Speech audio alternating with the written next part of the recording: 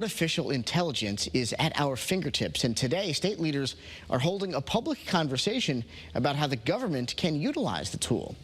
Channel 3 Eyewitness News reporter Olivia Schuler explains how the group plans to address the pros and cons of AI. Good morning, Olivia.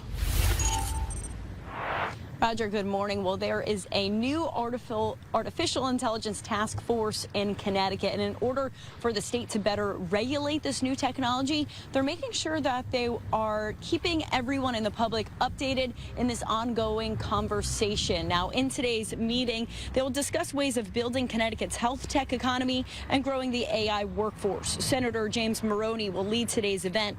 During the 2023 legislative session, he spearheaded a bill to regulate AI. The bill was unanimously passed and will ultimately govern the state's use of this technology.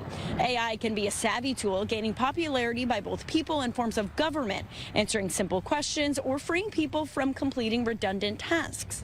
But there's a new growing concern for how it could be used and its potential risks to exposing private matters.